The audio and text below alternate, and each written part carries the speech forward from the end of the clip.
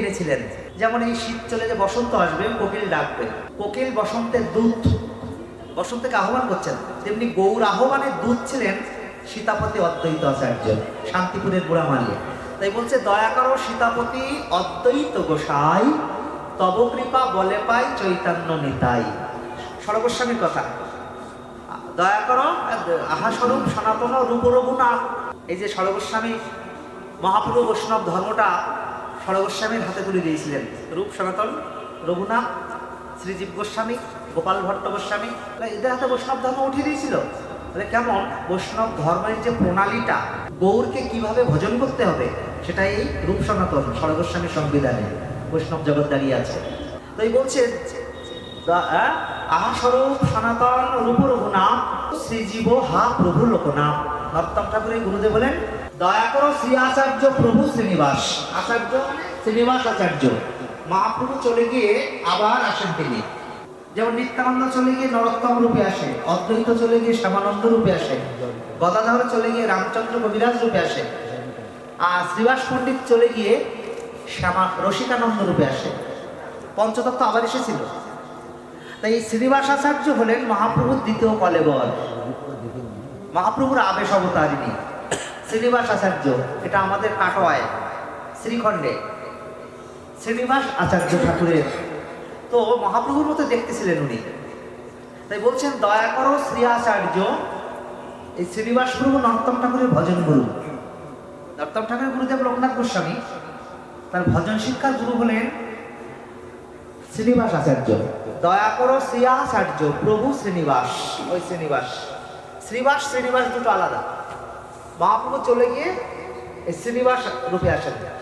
দয়া করো শ্রী আচার্য প্রভু শ্রীনিবাস, রামচন্দ্র সঙ্গে মাগে নরোত্তম দাস। নরোত্তম ঠাকুর আর রামচন্দ্র বন্ধু ছিলেন। এই যে রামচন্দ্র কবিরাজ, যার দাদার নাম ছিল গোবিন্দ কবিরাজ, এগুলো আমাদের গৌরমণ্ডল পরিক্রমাতে এই সর্বস্বামী মহাপ্রভু যারা পরিকর পার্শ্বদ, এনাদের স্থানগুলো দেখা যায়, লীলাভূমিগুলো, তাদের জন্মভূমি লীলাভূমি। তাই বলছে, রামচন্দ্র সঙ্গে মাগে নরোত্তম দাস। রামচন্দ্র কবিরাজ, এনার ভীষণ ইতিহাস। ইনি রামচন্দ্র নরোত্তম এই দুজন ভজন করতে শ্রীনিবাস আচার্যের কাছে থেকে কঠোর ভজন শিক্ষা করতেন। তাই নরোত্তম ঠাকুরের এই প্রার্থনায় সবাইকে বন্দনা করছে, দয়া করো শ্রী আচার্য প্রভু শ্রীনিবাস, রামচন্দ্র সঙ্গে মাগে নরোত্তম দাস। এটা যেন বৈষ্ণব জগতের একটা জাতীয় সঙ্গীত এই কীর্তনটা। শ্রীকৃষ্ণ চৈতন্য প্রভু দয়া করো মোরে, তোমা বিনাকে দয়ালু জগত সংসারে। পারলে কীর্তনটা সবাই গাইবেন, ঠাকুরের সামনে প্রার্থনা করবেন। তো এখানে নিত্যানন্দের কথা, সরগোস্বামীর কথা, শ্রীনিবাস নরোত্তমের কথা, লোকনাথ রামচন্দ্রের কথা সব স্মরণ হয়ে যায় এই কীর্তনটার, এই প্রার্থনা, ঠাকুর মশাইয়ের প্রার্থনা। নরোত্তম ঠাকুরকে বলা হয় ঠাকুর মশাই। সবই নরোত্তম ঠাকুরের ভজন আমাদের। যে হরি হরে নম কৃষ্ণ, এটা সবাই জানি। শেষে কি প্রার্থনা করে নরোত্তম দাস। ভোগারতি কীর্তন, সেবা অবিলাস মাগে ঠাকুর নরোত্তম দাস। আমাদের নরোত্তম ঠাকুরের ভজনটাই শ্রী চৈতন্য, ভজ শ্রী চৈতন্য, ভজ নিত্যানন্দ, ভজ শ্রী অদ্বৈত সীতা, ভজ হরি, ভজ গুরু, ভজ বৈষ্ণব, ভজ ভাগবত গীতা। এই চাবি ভজনের, ঠাকুর মশাই প্রার্থনার মধ্যে। নরোত্তম ঠাকুরের জীবনীটাও খুব দরকার। আমাদের পূর্ববঙ্গে অধুনা রাজশাহী জেলার খেতুরি গ্রামে জন্ম ঠাকুর মশাইয়ের। খেতুরি একটা পদ্মার পাড়ে মহাপ্রভু আশীর্বাদ করে এসেছিলেন, এখানে আমার নরু আসবে, নরোত্তম আসবে। নিত্যানন্দ ছিলা যেই নরোত্তম হইলা সেই। নিত্যানন্দ চলে গিয়ে নরোত্তম রূপে আসেন এই নরোত্তম ঠাকুর। তো এই গ্রন্থটা করে লীলা কত বছর? 48, 1533 জগন্নাথের লিঙ্গ হয়ে যান উনি। এটা 2026, তাহলে 1486 খ্রিস্টাব্দে ওনার আবির্ভাব। এখান থেকে কত বছর আগে দেখুন, এটা 2026।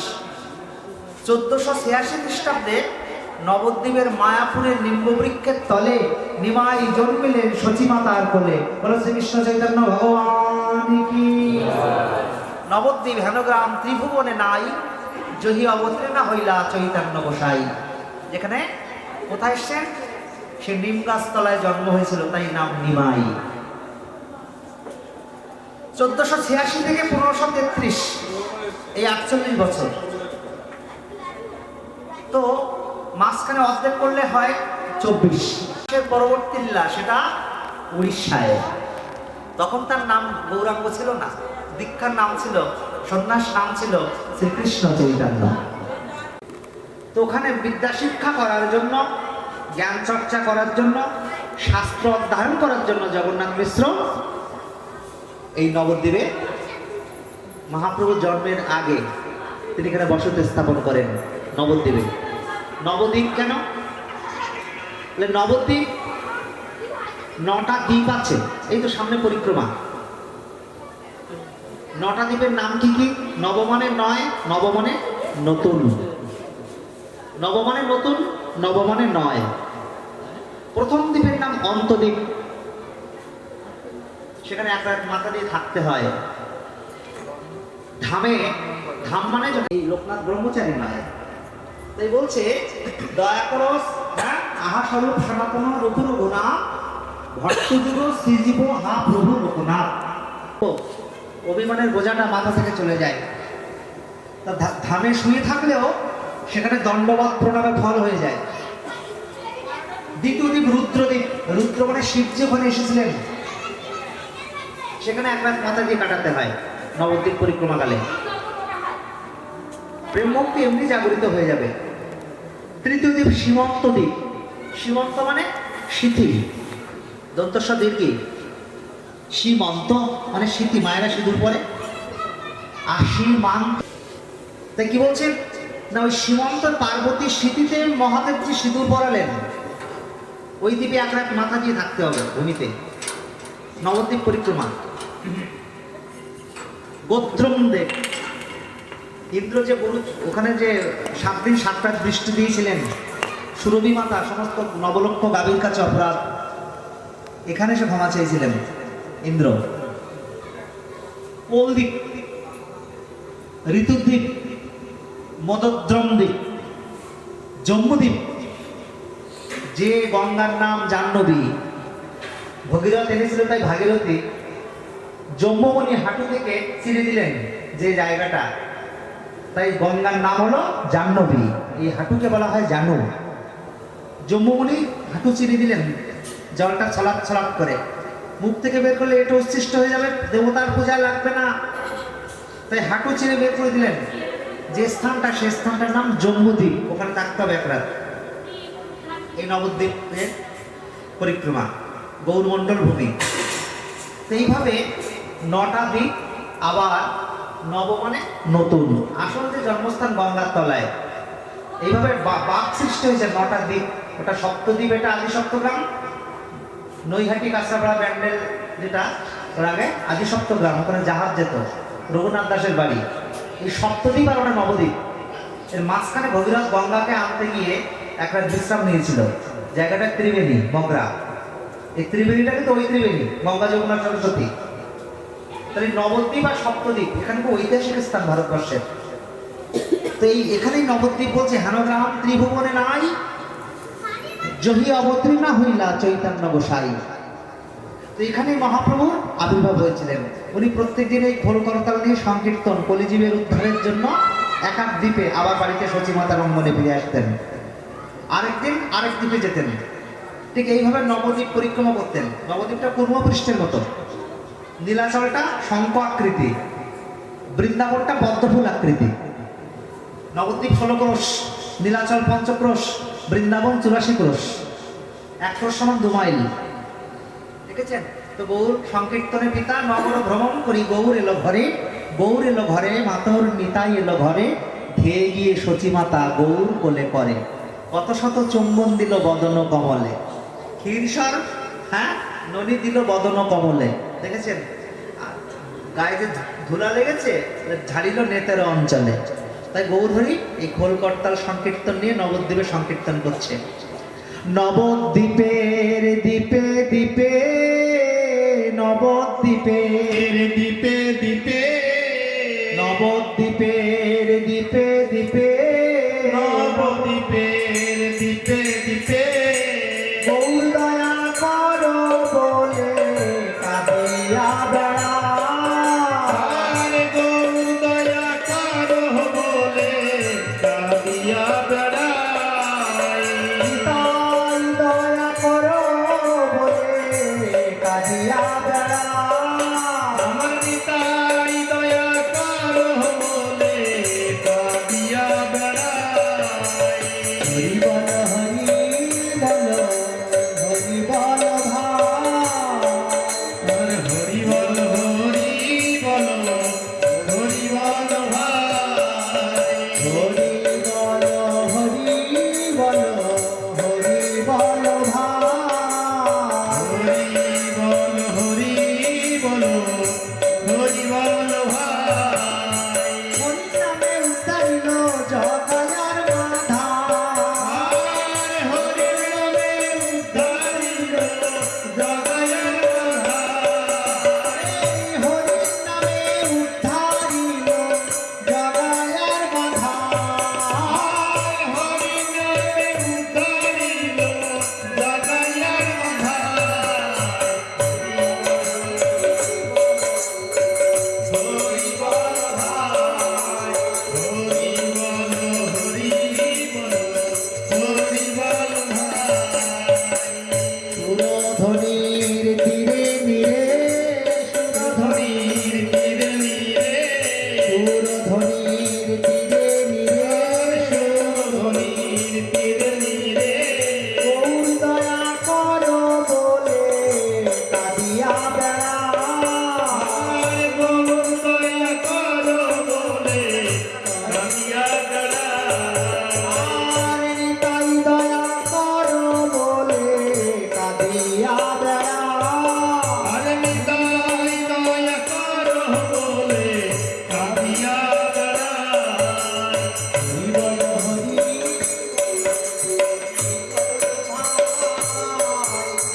হরি বল হরি বল হরি বল ভাই। আর অবশ্য করিবে দয়া গৌরাঙ্গ নিতাই। আর অবশ্য করিবে দয়া গৌর নিতাই। আর অবশ্য করিবে দয়া গৌরাঙ্গ নিতাই। আর অবশ্য করিবে দয়া গৌরঙ্গ নিতাই। হরি বল হরি বল হরি বল ভাই। হরি বল হরি বল হরি বল ভাই। হরি বল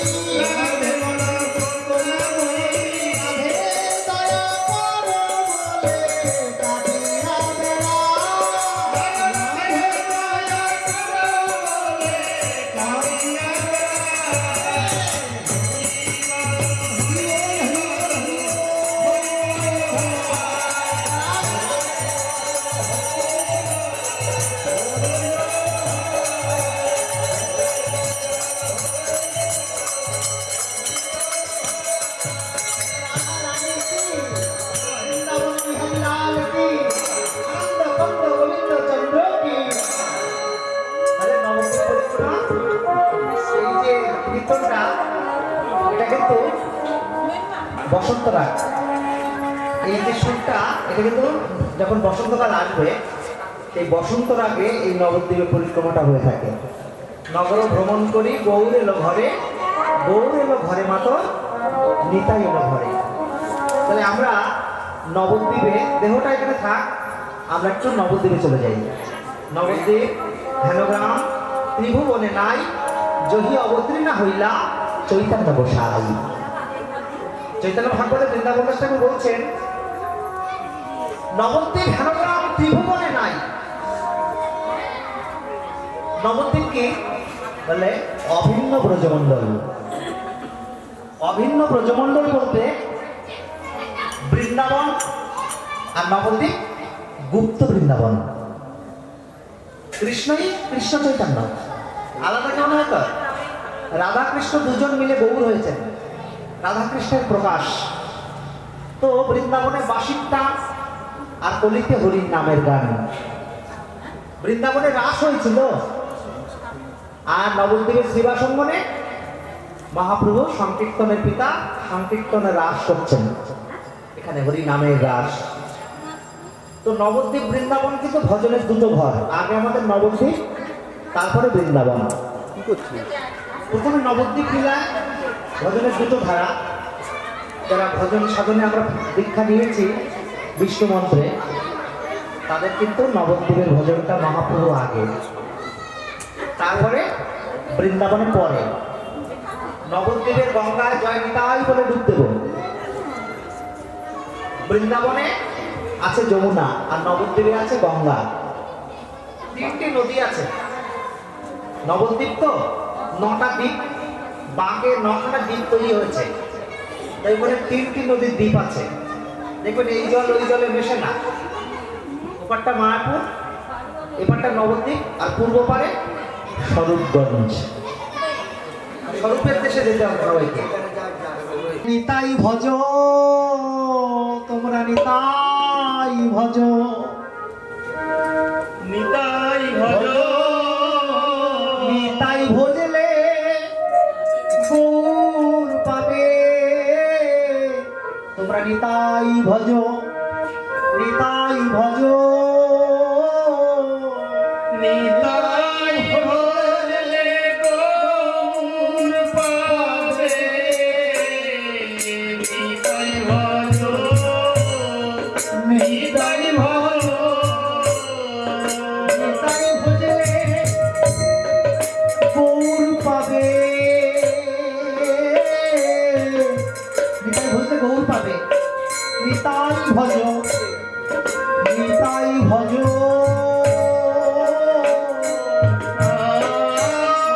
নিতাই ভজলে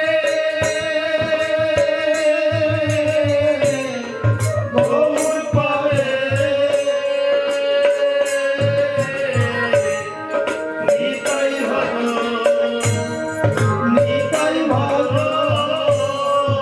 নিতাই ভজলে গৌর পাবো। আর গৌর ভজলে ব্রজে যাবে। নিতাই ভজ, নিতাই ভজ, গৌর ভজলে ব্রজে যাবে। নিতাই ভজ, নিতাই ভজ, ওই গৌর ভজলে ব্রজে যাবে। নিতাই ভজ, নিতাই ভজ, গৌর ভজলে ব্রজে যাবে। নিতাই ভজ, নিতাই ভজ, ব্রজে যাবে। রাধারানী চরণ পাবে। ব্রজে যাবে।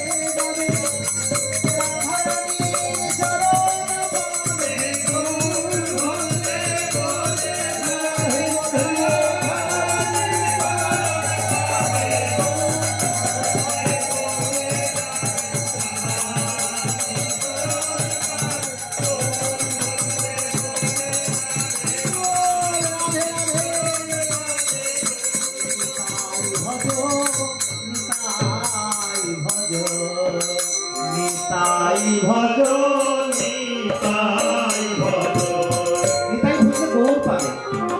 আমাদের সম্বন্ধের ভজন তো সরাসরি যাব না, এটা স্বকীয়া একটা পরকীয়া। বিষ্ণুপ্রিয়ার স্বকীয়া ভজন ছিল, আমাদের হবে না। মীরাবাইয়ের স্বকীয়া ভজন ছিল, আমাদের হবে না।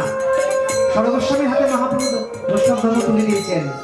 সখীর অনুগা হইয়া কুঞ্জ সেবা লইয়া লব চাইয়া, তাকে সখীর অনুগত হয়ে রাধারীর পাশে। তাহলে এটা কিন্তু একটা আলোচনার গভীরতায় প্রবেশের জায়গা। এখানে যে বাচ্চারা আনবেন পিছনে নিয়ে বসবেন।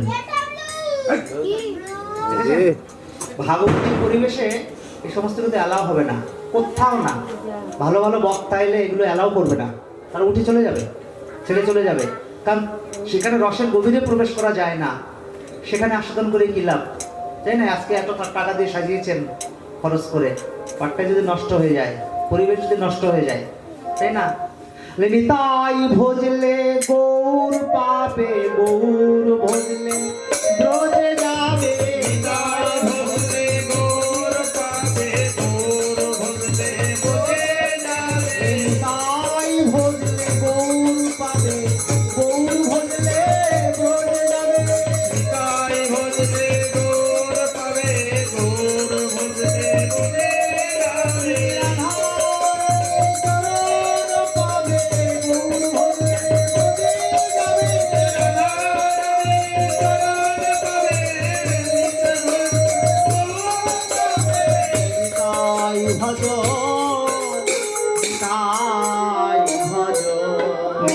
নিতাই ভজ ভজিব বলিয়া এসে সংসার ভিতরে, ভজিব বলিয়া এসে সংসার ভিতরে। বলিয়া রহিলে তুমি অবিদ্যার ঘোরে, ডুবিয়া রহিলে তুমি অবিতার বলে জীব জাগো, জীব জাগো, সোনা চাঁদ বলে, জীব জাগো, ঘোড়া চাঁদ বলে। মহাপ্রভু বলছে, তুমি মায়ের গর্ভ করেছিলে, বুঝিব বলে এসে সংসার ভিতরে ডুবিয়া রহিলে তুমি অবিদ্যা ঘুরে। অবিদ্যা মানে মায়া। তাই মহাপ্রভু কি বলছেন জানো? হেজি আর ঘুমিও না, ওঠো। তোমার লইতে আমি হইনু অবতার। তোমার লইতে আমি হইনু অবতার। আমার বিনা বন্ধু বলো, কে আছে তোমার? আমার বিনা বন্ধু বলো, কে আছে তোমার? আর জীব জাগো, ঘোড়া চাঁদ বলে।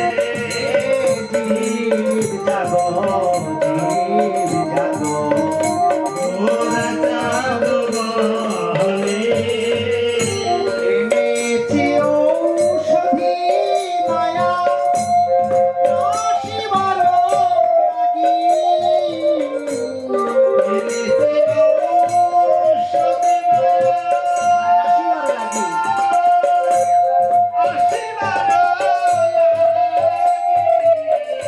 এনেছি ঔষধি মায়া নাশিবার লাগি। এই মায়াটাকে নাশ করার জন্য, মায়াটা নাশ হবে কিভাবে? তাই ভাবছি আমি একটা ঔষধ এনেছি। এনেছি ঔষধি মায়া নাশিবার লাগি। সে ঔষধটা কি? হরির নাম মহামন্ত্র। ঔষধটা কি? হরির নাম মহামন্ত্র লইল মাগিয়া। হরির নাম মহামন্ত্র লইল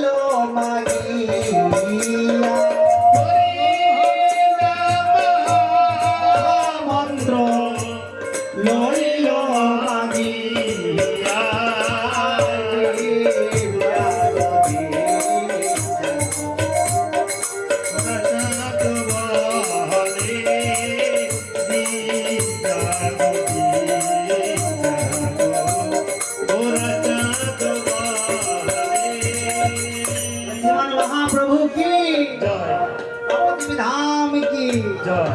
দেখেছ এই ভক্তি বিনোদ ঠাকুরের প্রার্থনা এ বলছে যে অচেতন জীবকে যিনি কৃষ্ণ সম্বন্ধীয় চেতনা দিতে এসেছিলেন, অচেতন আমরা অচেতন নাস্তে পেও গতির নারদী পুরাণ 5000 বছর আগেকার এই পুরাণে বলছে কলিতে কলু নাস্তিব্য নাস্তিব্য, কলিতে আর কোনো গতি নাই, কেবল মহামন্ত্র প্রাণ ভরিয়া দুবাহ তুলিয়া নামাচার্য হরিদাস ঠাকুর 3 লক্ষ নাম জপ করছে, চতুর্মুখে ব্রহ্মা 4 মুখে নাম জপ করছে, পঞ্চমুখে শিব কৈলাসে 5 মুখে নাম জপ করছে। এই নাম নারদ বাজায় বিনা যন্ত্রে, পাতালে সহস্র মুখে অনন্ত জপে নাম অন্ত না পাইয়া। আর মর্তে হরিদাস ঠাকুর 3 লক্ষ নাম করে চলেছে। এ নামই বকে বলাম, নামে ডুবে দাও। কলিযুগের ধর্ম হলো নাম সংকীর্তন, এতদর্থে অবতীর্ণ শ্রী শচী নন্দন। এই কহে ভাগবতে সর্বতত্ত্ব সার, কীর্তন নিমিত্ত আমার গৌরচন্দ্র অবতার। সবাই একটু প্রাণ খুলে নাম করুন, হরে কৃষ্ণ হরে কৃষ্ণ কৃষ্ণ কৃষ্ণ হরে হরে হরে রাম রাম রাম হরে হরে। হরে কৃষ্ণ হরে কৃষ্ণ কৃষ্ণ কৃষ্ণ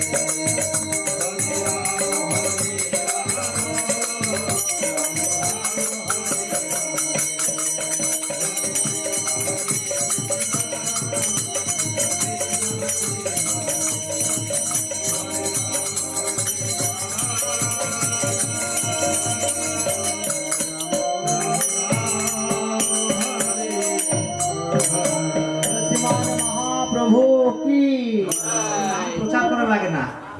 এমন এমন আমাদের হিন্দু শাস্ত্রের ধর্ম বুঝিয়ে উঠছে, তারা তাদের ধর্ম প্রচার করার জন্য খুব ব্যস্ত থাকে। যত পারিস মানুষ ধর, মানুষ এমন টাকা পর, যত খেতে বসছেন জোরে ধরে দীক্ষা দেবে। তুমি ঘুমাচ্ছে নাই, আগে ঘুম ছাড়ো, তুমি হিন্দু আগে দীক্ষা দাও, মোবাইলে দীক্ষা দিয়ে দিচ্ছে। হ্যাঁ, এই সমস্ত আমাদের কালাকারি চলছে, বুঝতে পারছেন? কিন্তু এই নামটা না, এটা আপনার শ্মশানের সাথী, এটা আকাশে বাতাসে ঘুরছে গোলকের আস্তুতে। অদ্বৈতাচার্য কৃষ্ণকে প্রণাম করলেন মহাপ্রভুকে, আর অদ্বৈত বলছে, প্রভু গো, তুমি চোখ বন্ধ করে আছো কেন?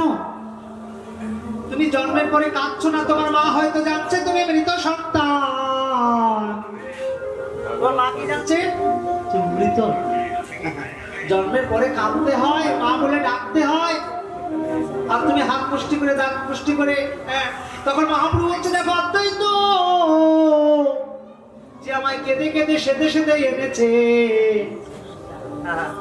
নয়ন জলে বুক ভাসায়ে শান্তিপুরের শ্মশানে অনশনে, আগে আমি অদ্বৈত দেখবো, আমি আগে অদ্বৈত দেখবো, তারপরে জগৎ দেখবো। ওই জন্য ইচ্ছা করে চোখ বন্ধ করেছিলাম। হ্যাঁ, যে আমায় কেঁদে কেঁদে ডেকে ডেকে এনেছে, সে অদ্বৈতকে আমি আগে দেখবো, তারপরে জগৎ দেখবো। ওই জন্য আমি না প্রভু, তুমি একবার মা বলে ওঠো, তুমি কাঁদো, তাহলে তোমার মা ভাবছে মৃত সন্তান। তো তখন কি করলেন না, অদ্বৈত তার নামকরণ করে গেলেন গোরা। কিরম বলেন? গায়ের রং ধবধবে ফর্সা, গোরা। বলে সখীরা বলছে, সচিমাতা, এই কে রে, এই জটালা বুড়োটাকে?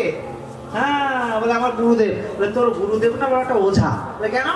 তোর ছেলেকে ভূতে পেয়েছিল নিঘাত, মরা ছেলে বাঁচিয়ে দিয়ে গেল।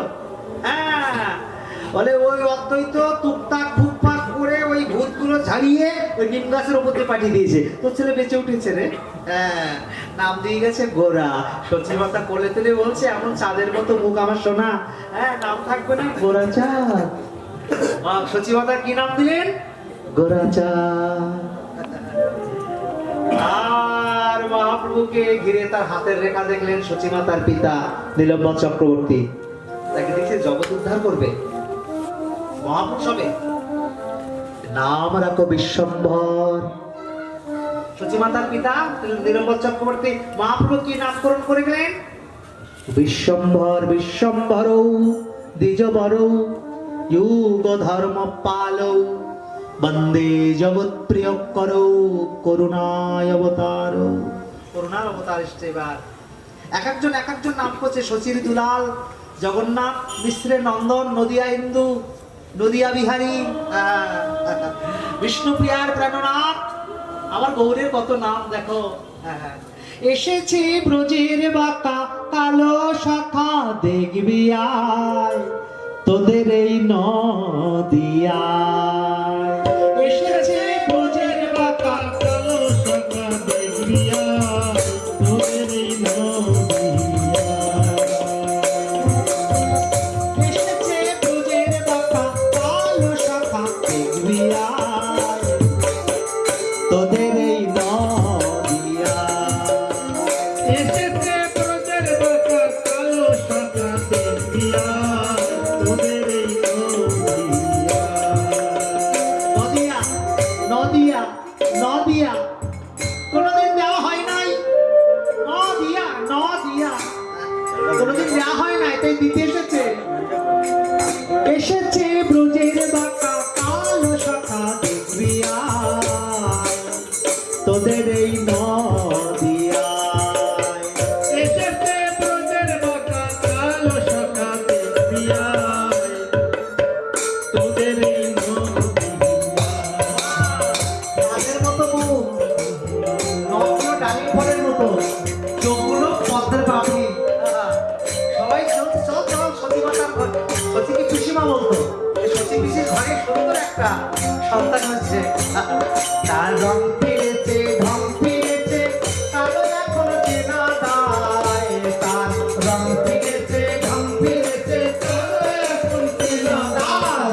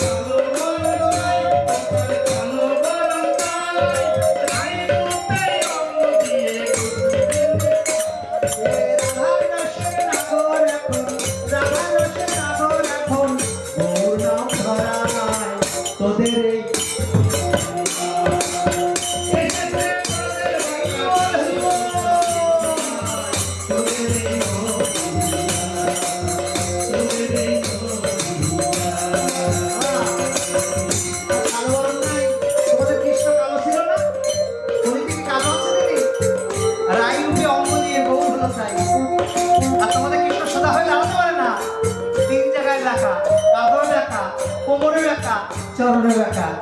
তাই বলছে এবার কিন্তু বাঁকা নাই, ব্রজের বাঁকা কালো শাখা। কে এসেছে? কালো বরণ নাই, আহা রায়রূপে অঙ্গ নিয়ে গৌর হলো তাই। ওখানে ছিল বাঁশি, এখানে বাঁশি নাই। ব্রজে কুলো ললনা, ব্রজে কুলো ললনা, তার বাঁশি শুনে কুলের বধূ ধর্ম রাখত না।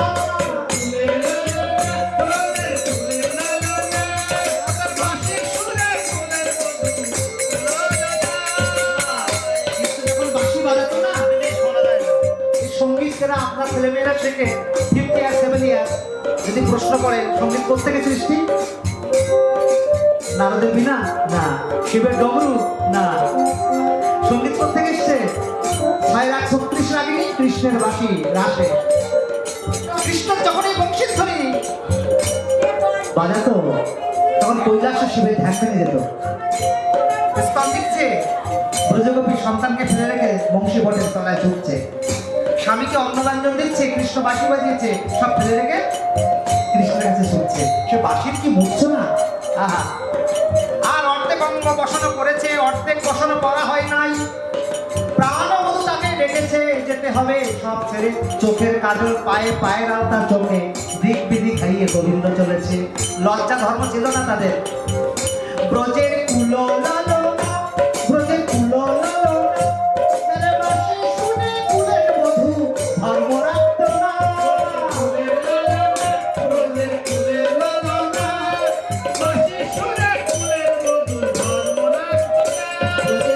লালনা,